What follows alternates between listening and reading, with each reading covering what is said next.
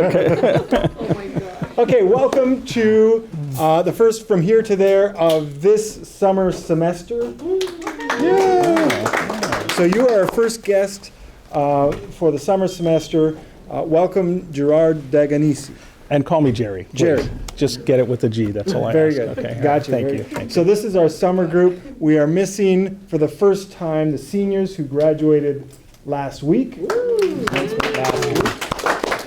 So these are the diehards that are here for the summer, and in about 3 weeks we anticipate that they will start complaining about being here in the summer, but they're going to hang in there anyways because they're going to graduate a year before everybody else that Great. started college at date. Congratulations. So, Gerry, you are an attorney. Could I start off just by asking you about conflict to peace? Because you're an attorney. Now, I feel an affinity toward you Okay. because I'm a marketer. Okay. And one of the questions that I commonly get in a Christian college like this when I teach marketing classes is, how can marketing be Christian in any way? Marketing is evil, right? And marketers are evil people, especially when they give too many assignments. Yeah. So you're an attorney, and my dad was an attorney, and there are dictionaries of attorney jokes out there, and I'm sure you could list off 4 or 5 of them right now, but tell me about conflict to peace, and talk about how you're using your skills and your training, your education as a lawyer, as an attorney, to do God's work. Great question. I'd have to say that actually God started a work in me way back in junior high, and I could look back to that time in my life and recognize that I got voted into an assignment in my town that ended up resulting in me getting some skills that I've actually used in the 40 years since then, and eventually began using in my career as an attorney, and then also in the conflict resolution practice. So this is very mysterious. You got an assignment from your town that gave you some skills. What was the assignment? What skills are you talking about? Actually, the assignment was my junior high class, and it was much like this, where I was in class and the teacher said, you know what, we need to vote somebody onto the Henrietta Youth Council, and Dagonese decided to take the opportunity to go to the restroom, and when he came back, guess who was voted on as a representative for the Henrietta Youth Council? And as a result of that, eventually got into something called the Henrietta Narcotics Guidance Council, where in junior high we were learning skills, counseling skills, help people that were in a drug situation, and use those skills, and eventually those skills just kept growing and getting used. Was the idea that kids were helping kids? Why was a junior high kid on a drug council of any kind? It was partially kids were helping kids, and we got to do things like work at local concerts with some big in our time, Seals and Crofts and things like that, and different concerts that we got to go to, and we're there to help kids that were in trouble at the time. How did you do that? What did you do with them? Walked around. We saw somebody that was having a tough time, that might have been strung out, any number of things, and/or we were working with kids that just looked down and depressed. It strikes me. I have 3 girls. Oldest one is 11. I don't know, would we send our junior high kids to go hang out at the concert with the drug kids and say, yeah, go talk to them? Yeah, actually by that point I was probably nearing high school, but there was some assignments in junior high there too, so yeah. Different times, I guess. It was. So what skills did that process or that assignment give you that you took into your career? We actually did work with different counseling organizations, learned counseling skills from psychologists, learned, this is going back into the 70s now, something called encounter group training, went for training different and got just additional skills that way. And then eventually, so it was active listening, it was just different kinds of listening skills and yeah. Okay, so what were you like in high school, and what kind of life did you imagine for yourself as a high schooler? Did you imagine something very different than what you're living now? I'd have to say yes. And what I pictured at that time probably isn't anywhere near what I ended up doing at the time. Really? Yeah, at this Okay, point. so what yeah. did you think you were going to be doing? At that time, I was working at a pharmacy, and my first job, and I actually planned on going to pharmacy school, becoming a pharmacist. And in New York, it's a little different than it is here, but that was my original plan. And then eventually my family moved out here. I left a girlfriend behind in New York and decided, you know what, I want to be in New York. So ended up joining the Navy instead. Wait, okay, so So, you grew up in New York. yeah. When you were in high school, your family moved here? Right after I graduated, my family Right moved here. after you graduated from high school. Yeah. And you had a girlfriend in New York, and you wanted to stay in New York, so you joined the Navy to travel the world. And eventually, How are these things related? figuring that once I had to leave, I could go back to New York and I see. see. Yeah, and yeah, things turned out different. Okay. Things turned out, what happened to the girl? It just didn't happen. She was looking for somebody in the Air Force. yeah. Okay. So you were thinking pharmacy school when you were in high school. When did that change, or how did that change? When did you start even thinking about law school? Kind of a interesting or dual question too. I started thinking about law school when I was about 7 years old. Because Really? yeah. Why? What encounter did you have with an attorney when you, as a 7-year-old? I didn't. I didn't. I had my aunt who happened to witness me arguing with my mom and said, you know, someday you're going to make a good attorney. And you know, and that's just one stuck. of those crazy things that stuck. Yeah. Huh. Yeah. So jump ahead several years, and by that point, I actually hadn't finished my college education. And I started thinking about it. I wanted to go back to college, and so I started. Somebody had mentioned After the Navy, or? no, yeah, after the Navy experience, yes. All right, okay. You want the whole More story? mystery, The whole yeah. story. Yeah, the whole story is that. So I joined because I wanted that opportunity to go back and see her. You joined the Navy for a girl. I did. Okay. All right. Okay. Okay. And when it came time, I went into a delayed entry program. I got to be in New York during that time before I went active, and I started realizing, you know, I'm not sure I want to do this. Be in the Yes. Navy or be with this girl? Be in the Navy. The girl was already apart, so that was already done. Be in the Navy. So I'm not sure I want to do this, and I procrastinated. Not that I'm advocating any of this to any of you, okay? But I did procrastinate on sending a letter. Somebody suggested I send a letter to the Navy and say, hey, can I get out of this contract? And I procrastinated, and I eventually sat down and wrote the letter, sent it off, and it just so happens that my mom, who was already worried that I was going to get in trouble, get arrested for trying to get out of the Navy, happened to call up the recruiter, and the recruiter tells her, don't worry, it's not going to happen. He'll have to come in. And I already accepted that fact. If I had to go in, I'd go in and make the best of it. Well, because I procrastinated, it just so happens that letter got to the office when that recruiter, whoever it was on vacation. And whoever got it ended up processing it, and I got a discharge. Stamp. Honorable discharge, so, yeah. How much time did you spend in the Navy? I didn't. I wrote this letter. So you were honorably discharged from a service that you never performed. Right. Wow. Yeah.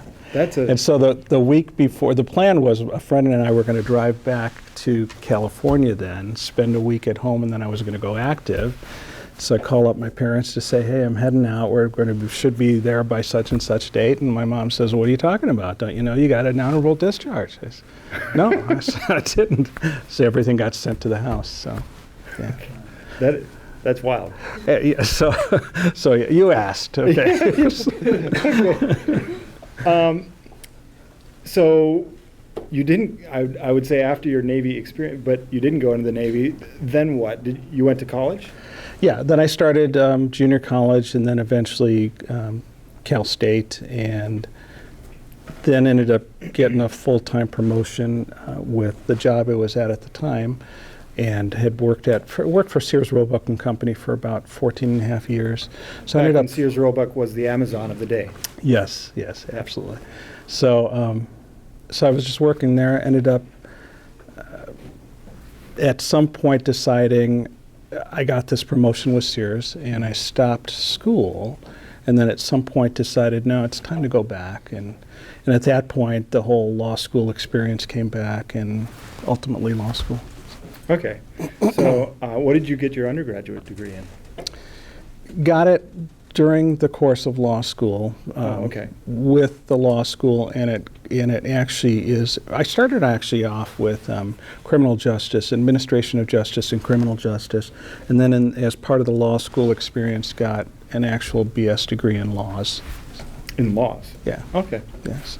Okay, very good. Well, let's move to after law school. Did you work for a law firm after that? So you were an employee? Yes, for a few different law firms. Okay. Yeah. So getting back to Conflict to Peace, this is your ministry. Conflict to Peace is a nonprofit ministry, correct? No, it's actually not a nonprofit. I didn't form it as a nonprofit. It's actually a for-profit. But what I do is I basically do a lot of practice that may be nonprofit related or may not be for pay. And so I kind of look at things from a different perspective, and that really is that anything we do, and when we go to ministry, even my law practice is my ministry. So, I mean, we are here to be serving Him and other people, serving our Lord and other people. And so that's really where my focus is. And if a case comes in, a mediation case comes in where I feel God's got my name on it, I will look at that before I'm looking at whether that person can afford to pay me or not. So if you were to explain, like, Conflict to Peace, what kind of cases do you take on? What kind of law are you practicing? It's not actually just law related. So what I do with Conflict to Peace Ministries, it's a mediation practice, mediation, arbitration, and conflict resolution practice. Do you know what mediation is? Okay. Yeah. So you've got a mediator that's trying to help the parties resolve their differences or whatever the dispute is. Why would you go to a mediator? Because for several reasons, including not the least of which is that it's pretty expensive to engage in a lawsuit. But more importantly is that as Christians, especially, we're instructed that in 1 Corinthians 6 that we are not to be taking our conflicts to secular courts. When we're taking our conflicts to secular courts, we're kind of telling the world that we think this is the only answer. We're engaging in a battle with the person we're having a conflict with in front of all these different people, when we've got a God who's sovereign, who loves us all, and will be there to work through that conflict to make changes in our lives and impact other people. So that's really where we should be going first. But from a worldly perspective, it's expensive to go to engage in a lawsuit. And so the people who come to you are not necessarily suing each other. They're not engaged in a lawsuit.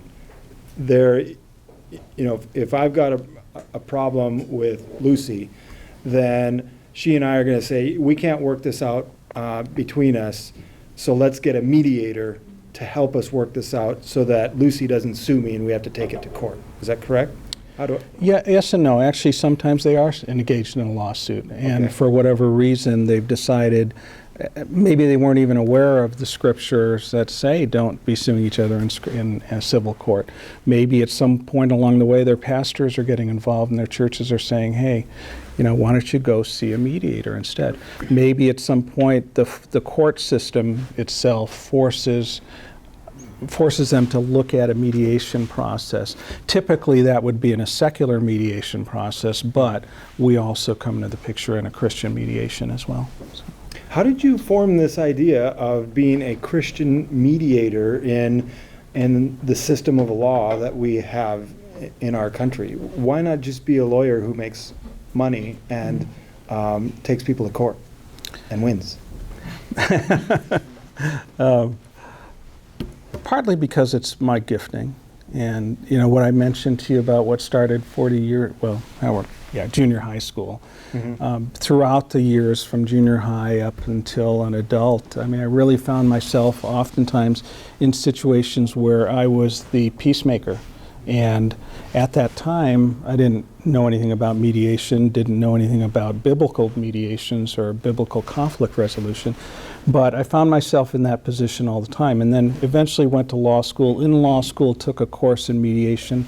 That was a secular mediation course. I loved it, and carried on then with my career in law. At some point, I just started having a heart's desire to do mediation work, and I started looking into it and really trying to think about how am I going to do this. Ended up in the hospital in 1996, I think it was, and over that New Year's weekend, that desire was cropping up in my heart again. So as I was sitting there in the hospital, I started looking around, how do I get into mediation work? And on the internet, I found a group called Peacemaker Ministries. Peacemaker Ministries' mission was to equip Christians in their churches to deal with conflict biblically.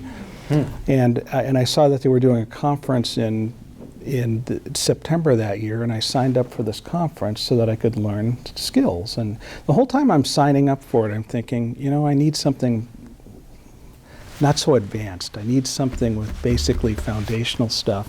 But I signed up for it anyway because I felt that that's something I needed to and wanted to do. September came around and I realized, you know, that's not the financially responsible thing for me to do, to go off to Minneapolis right now and leave my family behind. So I actually canceled on that. Jump ahead a few years, and I'd forgotten all about Peacemaker Ministries and started getting that desire. Now it's 2008. Started getting the desire again to learn about this. Were you working for another law firm? So Yep. you were working for a run-of-the-mill standard law firm that just handles cases Yep. at this time, and you were just getting itchy about it. Right. What bothered you about it? I wasn't bothered about the law as much as I was about knowing and wanting to use my gifts as a peacemaker and knowing that this is where God's leading me. And Is that as uncommon as I believe it might be among lawyers, that they see themselves as peacemakers rather than battle winners? I don't know that it's uncommon as opposed to where you place your priorities. And at some point in life where you realize, I mean, I'm content in the practice, in the law practice, but at some point you realize, no, this is something God has gifted me for, and this is really where I want to be practicing. Not to mention, it's rewarding. Yeah. Okay, so I interrupted you. It's around 2008, and you were trying to figure out how you were going to make a change in your career and how you lived out your career. What was going through your mind as far as, I'm just curious about that decision-making process. Were you really anxious about it, about leaving a law firm that I'm guessing gave you a living and helped support your family? You were going to leave that and start something that was probably much less profitable. And Yeah, and to be honest, that's not something I really thought about at the time as much as I want to get into doing mediation work, and sometimes it's going to be a crossover doing both concurrently. And so I decided I wanted to get into mediation work. did your family support you? I would say yes, although I didn't really come to that point yet of anything concrete, because by that point, then I was still going around now talking with other people. How do I get into mediation? How do I do this? And I was handling it purely from a worldly perspective. Most attorneys can do mediation work just through their law firm, right? You just wanted to do it solely, like as your specialty. At that time, I probably didn't have that much even solidified, more concrete in my mind as to how I just wanted to get into mediation work. Okay. Yeah. So all these guys are going to earn a business degree when they're finished here. Could they be attorneys? Sure, sure. Okay, so what would it take if somebody in this room wanted to be a lawyer, wanted to be an attorney, wanted to run their own law firm? What's that path like?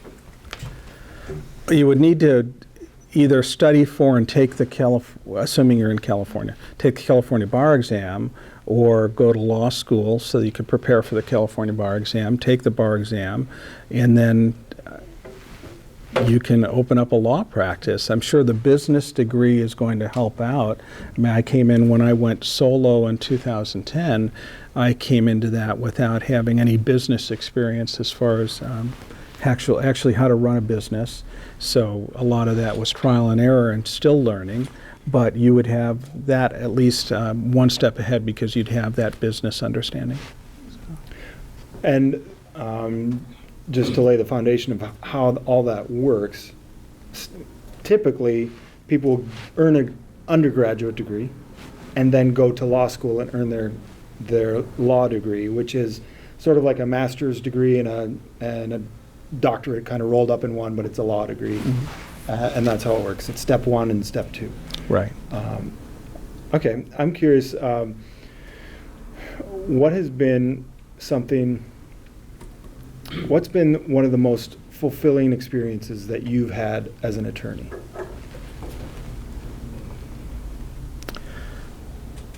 I would have to say, and this may not be the answer you're looking for, Mark, but I'd have to say actually seeing God's hand in my work as an attorney as well, and seeing some things happen that were not and could not have been out of my own doing, but only through His, and those were some of the most rewarding. I mean, as an attorney, one of the big pressures is, especially when you're working for a firm, is the billable hours and how you're going to go ahead and make those billable hours. One of the firms that I worked at actually took on a lot of what's called flat rate cases. So basically, they charge the client a flat rate, and then you're expected to handle the case, and then you didn't get credit for the hours that you spent on that case. Whether it takes you 100 hours or 14 hours, you get paid the same. Yeah, you get paid the same, but that the firm still required you to bill X number of hours a month, regardless of how many flat rate cases you were handling. Anyway, and it just so happens that when you decide that, and when you make a choice that your motivation to do something is based on your desire to honor and glorify God versus worrying about these other worldly type things, you end up seeing some things occur in your life that are really very rewarding. And I happen to see, as a result of making that conscious decision, in doing things because it was the right thing to do and the God-honoring thing to do, as a result, got to see some people come to Christ, and that was important. So. Do you guys have any questions? John? If something were to go wrong and you decide not to go down the career path you are right now, did you have a second choice of what you wanted to do for your future? Actually, the law practice was my second choice. At some point, even though I thought about it as a kid, when I started down working after high school and everything like that, I started working at Sears. I was in a career position. At some point, I was looking to get on with the police department, and I made a decision, depending on what happened first, either promotion with Sears or police department. That's the path I was going on. So law didn't really come seriously into the picture until after I decided, no, I really want to go back to school. So that was kind of that second choice. Any other questions?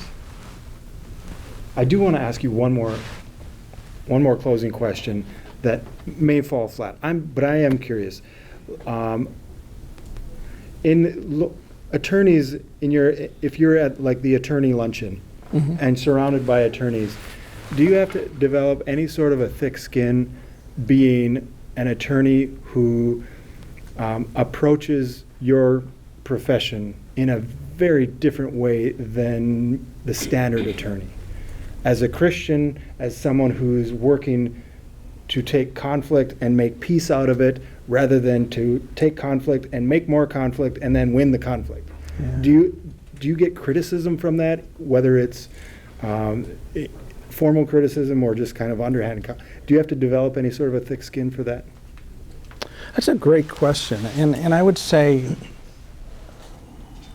it happens. The dynamics you're talking about, it happens. There's no question about it. Do you have to develop a thick skin?